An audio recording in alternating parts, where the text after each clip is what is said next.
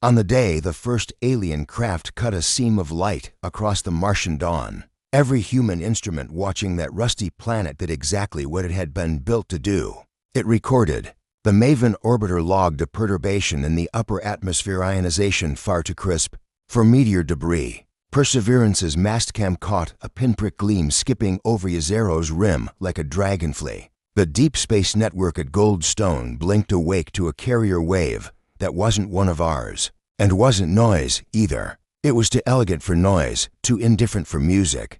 Dr. Mira Ochoa was on the second pot of coffee when the spectrum analyzer drew a line she had never seen before, a thread of energy braided around a hollow. The hollow mattered. The hollow said, "We know how to be absent where you're listening. Not ours," she said. "Already dialing." "Then whose?" asked the night tech, peering at the graph as if the right squint might conjure a label. Mira didn't answer. The word "who" hung in the air like a superstition dot far away, not on any human map. Something in the dark took a note of her and marked it interesting. The galaxy's hive minds barely bothered to turn their attention. The Threxian queens, their minds like palaces of scent layered upon scent, skimmed a brief, a small mammalian species on a blue world rich in water and metals. Social, clever with hands, unreliable climates, promising biomass. Upmark as a frontier grazing ground. Keep drones ready. The Veil Corps. Starfaring Seans whose ships were grown from thought and lacquered with memory. Read the same brief and tasted only boredom. The new species' minds were occluded, not shielded, just cluttered, stubbornly opaque. The assessor hissed, flicking the report away. A pile of leaves in the wind. There were more interesting empires to nudge, old grudges to stir. The Archivist Collective, whose bodies were swarms of chips adrift in diamond fog, was more diligent. It ran the numbers and declared humanity resourceful, but inconsequential. In 97% of modeled scenarios, a directed occupation would incur greater costs than the outputs of servitude. Recommendation: observe for opportunistic gains. Avoid excessive entanglement. Across the latticework of local space, the opinion congealed. A backwater. Let it simmer. And so, because the important do not announce themselves with fanfare. The arrival at Mars was almost private. A ship the size of an elevator car. No heat signature, but the skin of the atmosphere couldn't help itself. It sang when the hull parted it. The craft shrugged into Yezero's basin, coughed dust, and unfolded. From Earth, humans watched. The word alien ran like mercury through languages that had not used it seriously in centuries. Politicians rehearsed statements polished to a mirror's brightness. Late-night comedians wrote monologues that suddenly felt too obvious. In living rooms, on trams, under fluorescent hospital lights, in school cafeterias and air traffic towers, people looked up. In the final 20 minutes before the press conference that would be postponed twice, a child in Recife asked her grandmother whether the visitors would breathe air. The grandmother said, "If they are here, they have thought about it." Somewhere in Mumbai, a taxi driver turned up the radio and forgot a fare. A prisoner in Idaho said nothing at all and pressed his palm to the window, as if the cold could tell him something the bars would not. The craft on Mars did not move for almost 3 hours. It had no windows. The cameras didn't agree on its color. It was there and then it was not, a constant artifact in pixels that swam with wind ghosts. Then suddenly the light changed around it. The object blurred, jagged, and unpeeled, a hinge, a seam revealing not a door but a mouth.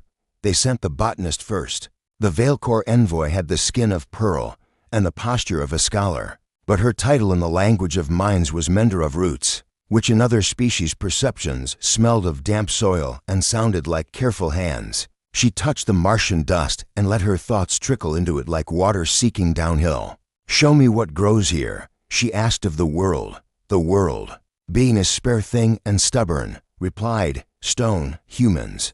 Being present without being present, replied to, not with words, with a million voices misaligned. Songs in kitchens and traffic horns, screens glowing late at night, a mother counting a fevered child's breaths, a soldier's cursing whisper, a coder hitting run and holding breath, a joke muttered at a graveside, a prayer misshaped by disbelief. The Veil Corps, built to discern the clean lines of motive, heard what you hear when you put your ear to a seashell, a noise that pretends to be the ocean. and is only the echo of your own pulse. She drew back. Messy, she told her escort minds, stubborn, uninteresting. Below them, at JPL, someone caught the faint whisper of an open channel and traced it to Yzero. A handshake protocol went out, more apology than demand. We are here. We see you. Please. The alien craft responded by ignoring it. Mira Ochoa did not go home. She called her sister, who was asleep, and left a voice message she would later delete and redo 3 times. It's happening. I don't know what it is yet. It's here. She imagined how this moment would be described in 100 years and felt both too small and too large at once. Her boss told her to get some air. She stepped outside and stared at the California sky like it would be different because Mars was. It wasn't.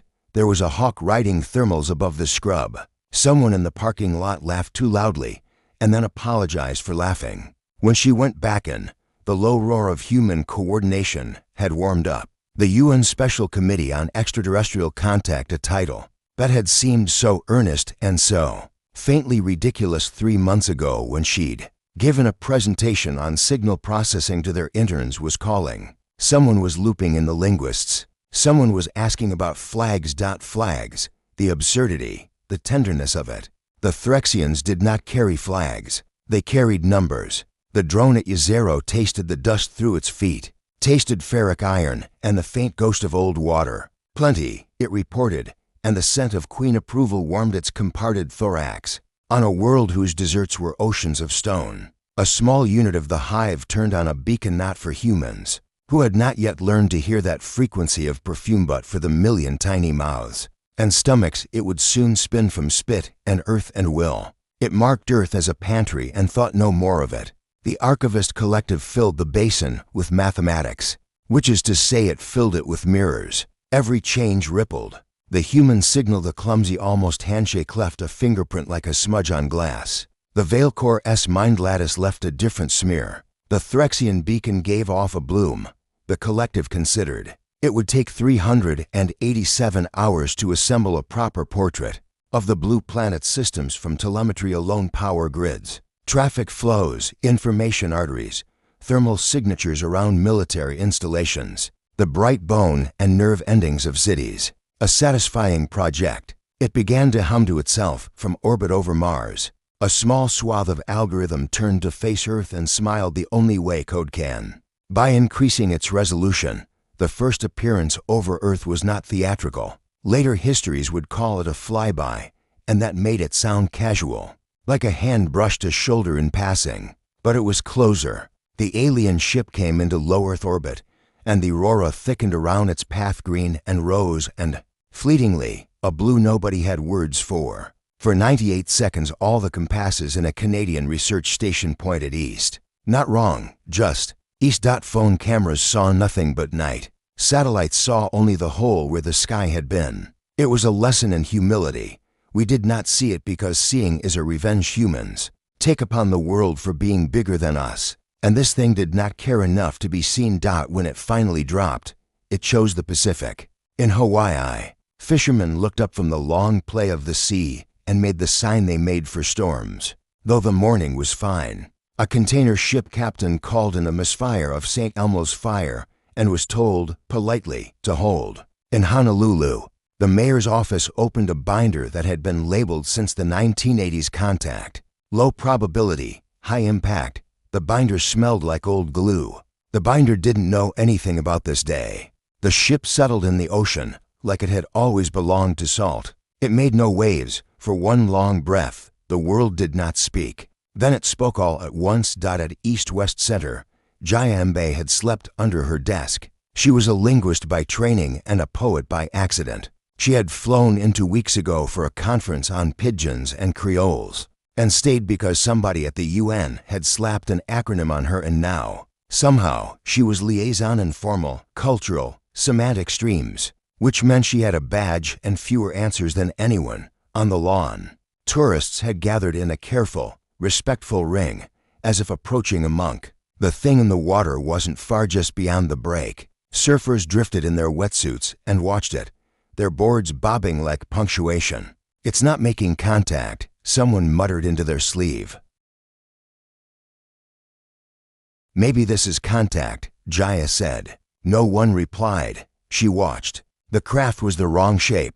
Every eye slid off it. Her poet's brain, traitor to her pragmatist's job, reached for fable. You cannot look at a god. You cannot remember its face. She pinched herself and thought about grammar. If you cannot see a thing, how do you name it? In Wolof, Lulu makes a thing into the thing you do not yet know. In English, so simple. A pronoun, a placeholder, a promise that naming might arrive. Her phone buzzed. They wanted her to be at the press briefing in 2 hours. She had a shower 40 minutes away and an outfit that did not say I speak for humanity. So much as I was supposed to return these books 2 weeks ago. She turned toward the building, and then a ripple came over the crowd. The craft had changed. Not its shape. The context around it tilted. Suddenly every eye could hold it, and the collective flinch was almost audible. What looked like a disc lay on the water, shallow, black, with an edge that ate light. No windows. No seams, okay, Jaya said, her mouth dry. Okay, the first sound was not from the ship. It was from the birds, a hiccup in their calls, as if a breath had passed through the trees. Then something in the sky cleared its throat. The voice did not come from the craft. It arrived from everywhere at once, a whisper at the baseboards, a coil in the wiring, a tremor along the surface of your eyes. The translation would take months to agree upon, but those who heard it then would always remember the feeling, a sentence beginning somewhere. You could not follow notified, it said, or notifying, or note is made, an instrument checking itself against silence. The ocean lapped. A child asked if it was a whale. Her father said yes and no. Because what else do you say when your child asks for metaphors and the world provides them? They sent out boats, small, with flags. Flags mattered to humans, after all, on the lead vessel. Captain Rafi Elbaz stood with his hands visible and his mouth uncertain. He had been briefed only in verbs: approach, observe, do not provoke, do not presume. He had shaken Jaya's hand in the hallway and told her he liked her paper on semantic drift. In multilingual communities, she had blinked at him like he had just named one of her bones. She had said, thank you, like a confession. Nice day, said his second in command, because sailors are obliged to say ordinary things when history is behaving strangely. Best day, said Rafi. They came within 30 meters. The disc did not move.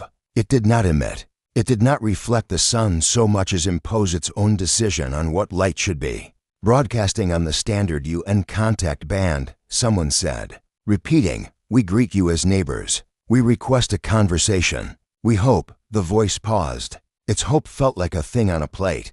We will not be ignored, Jaya murmured under her breath. Miles away, watching the feed from a grim conference room, a line of brightness ran around the disk's edge, then went out. A wave that should have moved the boats did not. A gull flew over the disk and threw no shadow. Something's happening, said Rafi, the obviousness a comfort. Then, at last, the ship answered, not in words, but in courtesy. A square opened on its surface, no marks around it, only the sudden fact of absence. A ramp slid to meet the water and did not wet it. In the ramp's doorway, a figure appeared. Not tall, not terrifying. It was, to every eye, almost familiar. A biped with jointed limbs, a methodical posture, a skull full of judgment. A mirror tilted an inch off true. Do we go? Asked the second in command. Ralphie kept his voice even and his face honest. We wait. The figure waited, too. It had all the time in the world, or at least it did not confess to having a schedule, on the shore. The crowd swayed forward and stalled, as all herds do at the edges of new terrain. Jaya's phone vibrated. She did not answer. She was listening. The figure raised a hand, palm outward. It might have meant peace. It might have meant stop. It might have meant look how like you I am. Don't you trust the familiar? Rafi raised his own hand. Palms were a lucky thing, human, and it seemed, wider than that. The figure turned its head. It did not appear to have eyes. It behaved as if it did. The Veilcore watching through the Martian craft felt the moment and grew bored all at once. This was a performance. This was culture. This species had rituals. They would ask for treaties and try to shape trust with garments and formal remarks. The Veilcore had seen all of this before pageants of welcome that failed to matter. Once the real business began, she made a note. Soft mammal protocols, benign. Coercion will be required. The Threxian drone ticked a box. Sentience responsive to symbols. Expect sentimental resistance. Deploy fog glands for street pacification. Somewhere in the perfume palace of the queen, the thought rose and fell like a warm exhalation. The pantry would be plundered when the harvest was ripe. Not yet. Patience was a spice. 2. The archivist kept adding mirrors. It found something it did not expect, where other species' communications clumped into hierarchies and graceful flows. Human traffic was a river in spate, branching, rejoining, eddying around snags, flinging off rivulets that re-entered miles downstream with different temperatures. It was ugly. It was beautiful. It was costly. It was resilient. The collective underlined the word, which was a human thing to do. It did not think of that then. No algorithm thinks of what it is learning as trespass until the door closes behind it. On Waikiki Beach, someone cried when the figure bowed because it looked so polite. Someone else laughed because, of course, this was how the world ended, with a courteous hand and a ramp. That did not wet itself. A boy took 3 steps toward the water, and his mother pulled him back. Without taking her eyes from the ship, Jaya's boss touched her elbow. "We're on in 5, he said, meaning the cameras, meaning governments, meaning the many-voiced chorus of we that can only barely hold when the ground shakes. Say something they can remember." Jaya nodded. She made her way to the podium and put her notes down and didn't look at them. "We want to tell you," she began, "that we are not alone." She stopped. It felt trite. It felt insufficient. It was also true. "We want to tell you that we are still us." She tried again. "Whatever comes next, we will do it the way we do things, together, and silly, and better than we did the last time." It wasn't perfect. It was human. On the water, Captain Rafi Elbaz inhaled, because breath is the original ceremony. "On behalf of our species," he said, knowing how foolish and how unavoidable those words were. "Welcome." The figure on the ramp tilted its head like a student accommodating a tutor. Then finally it answered in a voice that carried without sound equipment. A voice that had learned the shapes of Earth's vowels in the last 12 minutes by siphoning the entire global feed of lullabies and advertisements and arguments and apologies. "We have come to measure." The words fell into the ocean and did not ripple. The ramp glowed, just once, as if embarrassed. A list of questions unrolled in Rafi's mind like a paper he could never hope to finish. Measure what? He did not ask. He suspected the answer would be honest and useless. "Will you come ashore?" he asked instead. The figure seemed to consider. "We will come where we must," it said. Jaya, watching, felt the sentence thrum in her bones. The poet in her wrote it down without permission. The translator wrote it again, this time with the weight of obligation. "This is a test. Above Mars." The Veilcore mender of roots closed her mind hand. Uninteresting, she thought for the last time in her long life. Inevitable. In the hive, the queens exhaled approval. In the code, the mirrors multiplied. On Earth, a species squared its shoulders. If you had been able to listen closely enough, if you had had the right ear, you would have heard it, beneath the awe and the fear and the earnest speeches. The very quiet sound of teeth meeting, a pressure against the jaw, a readiness. Nothing in the galaxy marked it down as a threat. That was the mistake.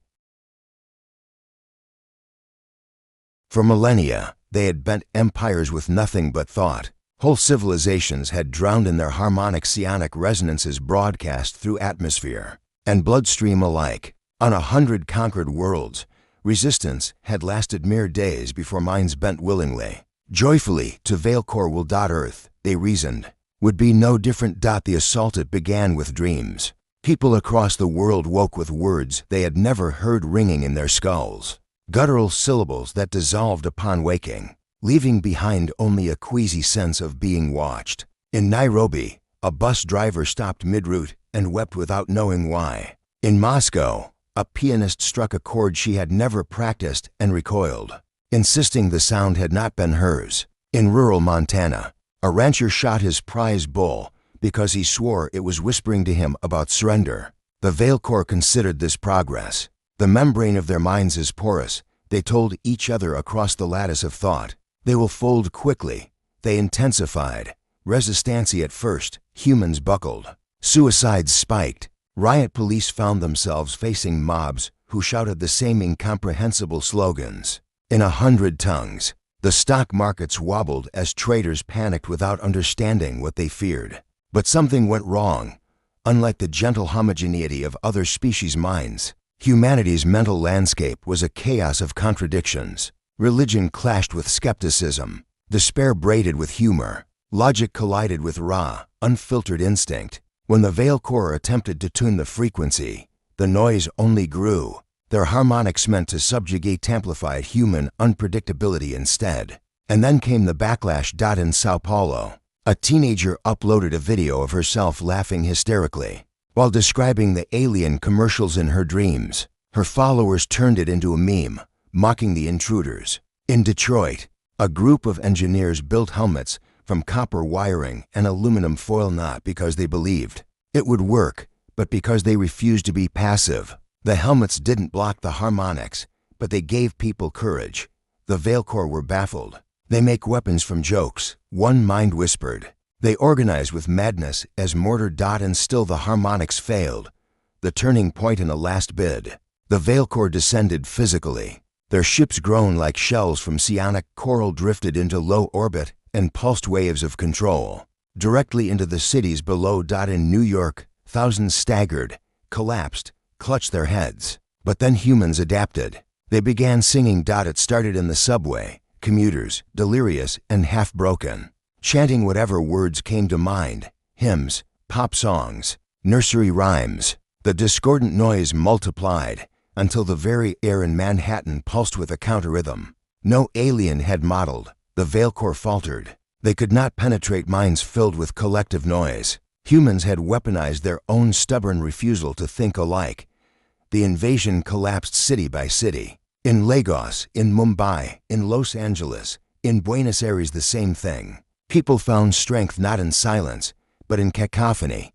The retrieved Veil Corps fled within weeks. Never before had their harmonics failed. Never before had prey turned insanity into armor.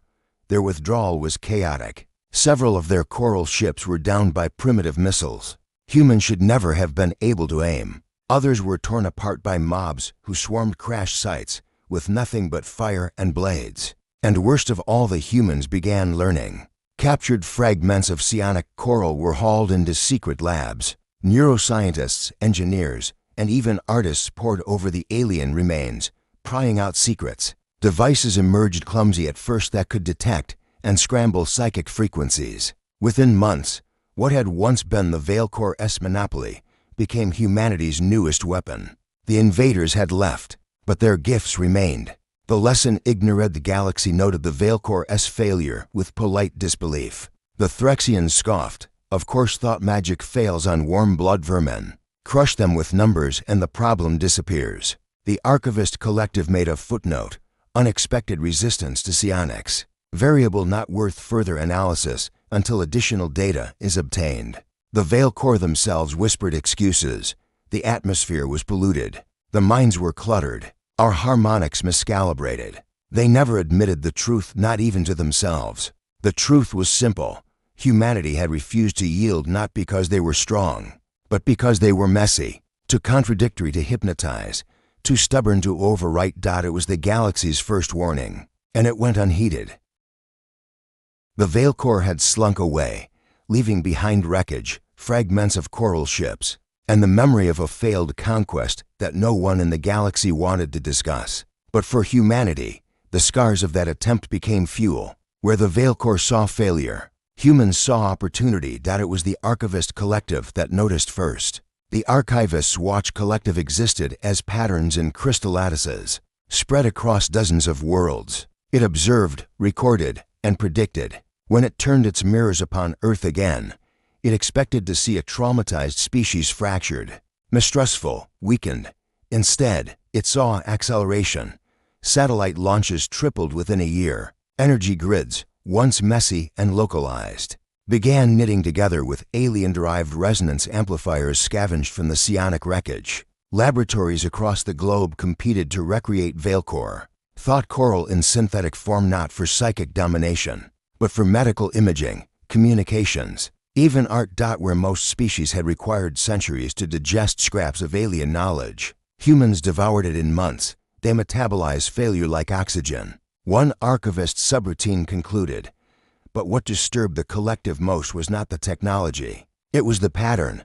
Humanity did not simply adopt alien tools. They misused them, turned psychic resonators into musical instruments, turned failed psionic harmonics into encryption schemes, turned alien alloys into kitchen knives. Their innovation was not linear, but explosive, unpredictable.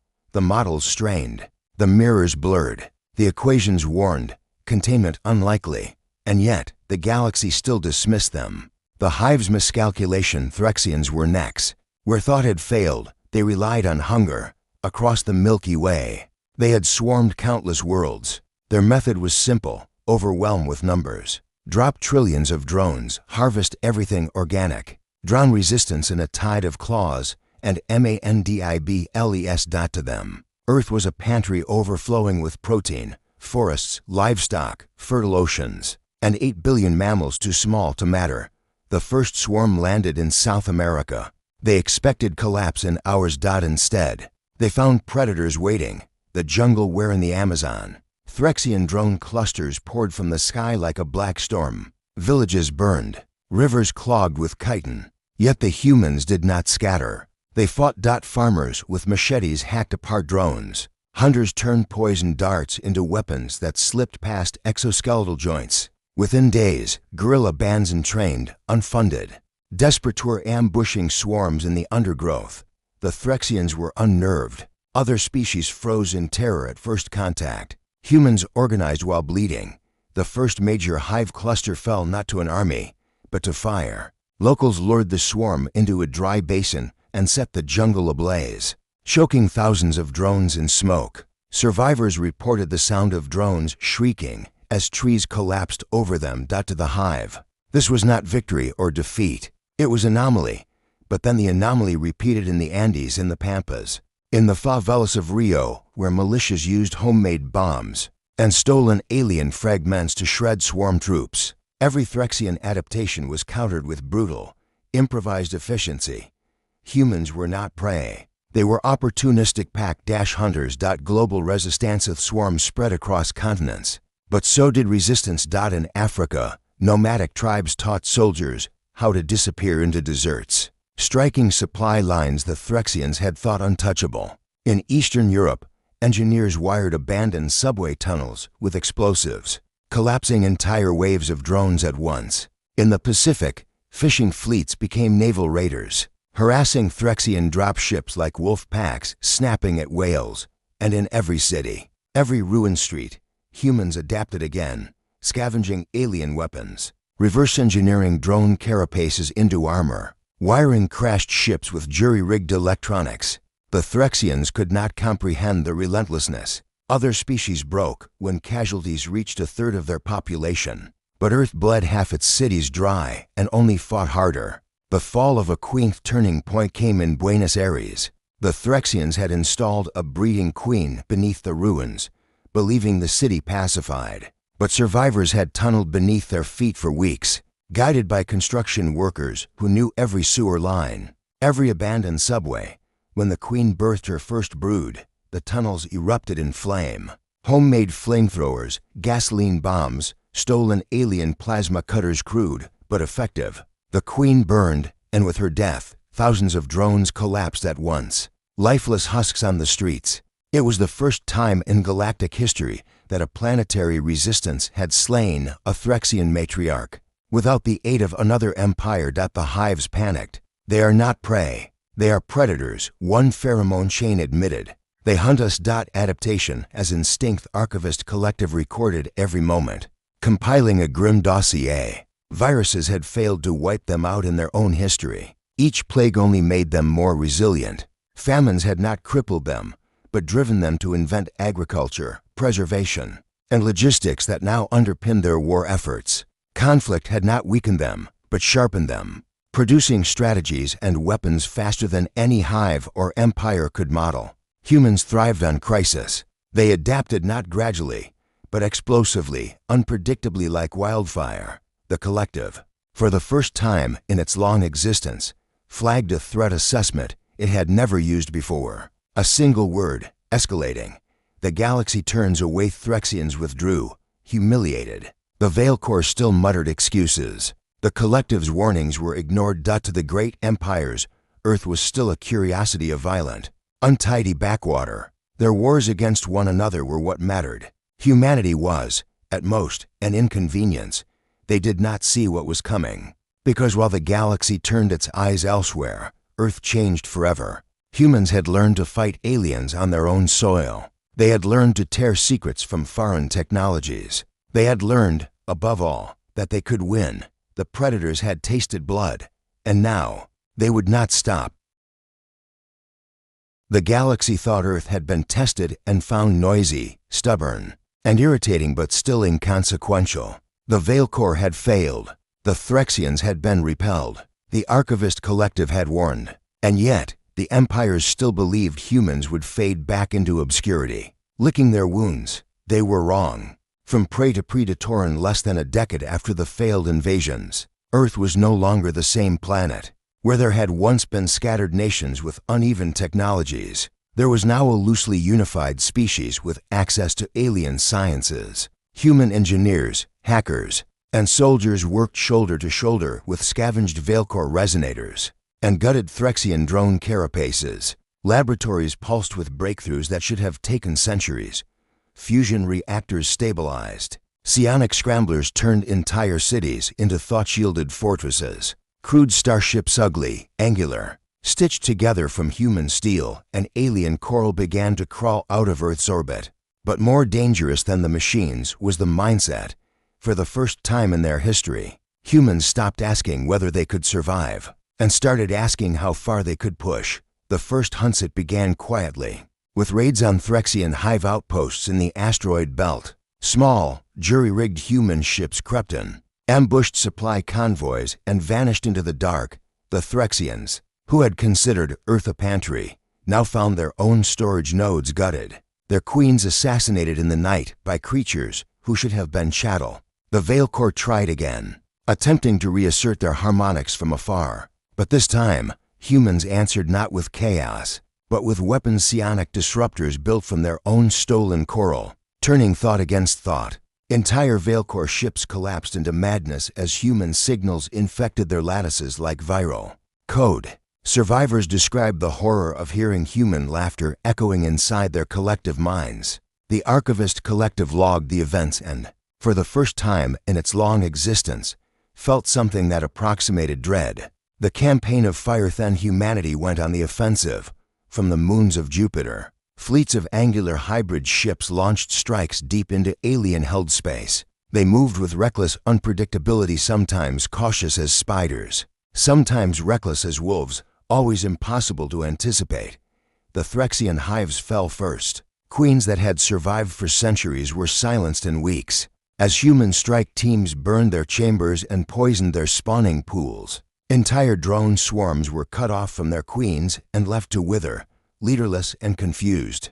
The Veil Corps fared no better. Their psionic superiority turned brittle in the face of human noise warfare. What had once been instruments of domination became weapons of disorientation. As humans filled the harmonics with memes, propaganda, and nonsensical signals that drove their enemies into paralysis, even the machine lattices of the Archivist Collective were not safe. Human hackers turned alien encryption into toys. They slipped viruses through the mirrors, spreading code so self-replicating, so cunningly illogical, that the collective could not contain it. For the first time, a machine intelligence found itself playing catch-up against organic minds. The apex momenthi galactic empires finally convened. In a chamber of 1,000 voices, the debate raged. Contain them now, hissed the Threxian remnants. Eradicate their world before they spread further, urged the Veil Corps. They cannot be modeled, whispered the Archivist. Their rate of change is outside our equations. But by the time the Council reached consensus, the war was already lost. Human fleets had seized control of supply routes. Human colonies sprouted on moons and asteroids once ignored. Their soldiers, hunters, engineers, improvisers moved through alien strongholds with the same feral cunning they once used in jungles. and city ruins, and the galaxy realized. Too late, the truth. Humanity had never been prey. They had always been predators waiting. That the last lesson in the ruins of a Threxian hive world. A lone queen gasped her final message to the galaxy. They are not conquerors as we understand them. They are something else. They fight together like hive. They resist like machine. They dream like psionics, but they are none of these. They are unfinished. They are still becoming. Her pheromones faded, but the message spread. Humanity was not simply another rival. They were the apex species, not because they were strongest, nor smartest, nor most advanced, but because they were relentless, because they adapted faster than anyone else, because every wound only made them stronger. And now, with alien blood on their hands and alien technology under their command, they would no longer wait for threats to arrive. The predators had revealed themselves, and the galaxy, vast and ancient, understood at last. It was already too late.